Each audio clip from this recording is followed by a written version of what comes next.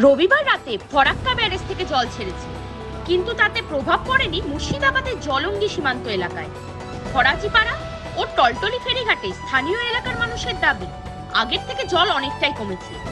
এলাকার মানুষজনের দাবি, যেই জল রয়েছে তার থেকে বেশি জল হলে সমস্যায় পড়তে পারেন সীমান্ত এলাকার চাষি থেকে এলাকার মানুষজন।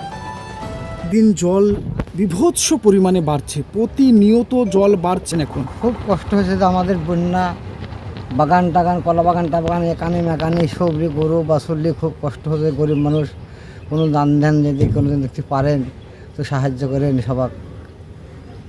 আপনারা তো মানে জলের ওপরেই সব আমরা সময়, জলের উপরে আমরা সবসময় আমরা থাকি, এই তো দেখতে পাচ্ছেন সব।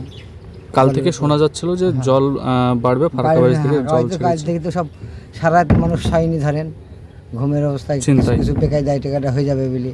আচ্ছা, আদৌ কতটা জল বেড়েছে না কমেছে? এখনো বাড়েনি, কমেছে আগের তুলনায়? কমেও নেই বাড়েও নেই, ওই অবস্থায় আছে। তারপরেও একটা আতঙ্ক রয়েছে নাকি? আতঙ্ক রয়েছে। হ্যাঁ, কাল প্রচার এসেছিল, কাল বিডিও সাহেব এসেছিল, সিদ্ধি আচ্ছা, বিডিও সাহেব এখানে লিজে এসেছিল। তারা কি সরকারিভাবে কোনো পাশে না, তার কিছু দেয়নি, খালি সতর্ক খালি করেছে? বললো হ্যাঁ সতর্ক, তোরা তাহলে সাবধানে চালা। বন্যা মোকাবিলায় আপনারাই নিজেরাই প্রস্তুত? হ্যাঁ, কি করবো এখন, ধরুন আমাদের তো মরণ। যে কোনো মুহূর্তে একদম অনেকটা কষ্টে আছে। হ্যাঁ, বিশাল কষ্টে আছে। কি চাইছেন এখন? আর কি চাইছে, গরিব মানুষকে হয়তো সাহায্য মাঝে কিছু দেয়, দিতে দান দান করে। সরকারের কাছে আর্জি জানাবেন, হ্যাঁ জানাবো, কিছু সাহায্য করুন। আবেদন। মানে এর আগে ভাঙনে তো একবার ক্ষয়ক্ষতি হয়েছে আপনার, হ্যাঁ হ্যাঁ দিয়েছে। তখন তো নিঃস্ব হয়ে গেছিলেন হ্যাঁ নাকি? হ্যাঁ, সব চার বিরগেরে ভাঙা হলো। ধরেন গ্রাম ছিল, ওই ঘুরে আসলাম অমনি ছিল গ্রাম, ভাঙতে ভাঙতে এ পর্যন্ত আসতে ধরেন।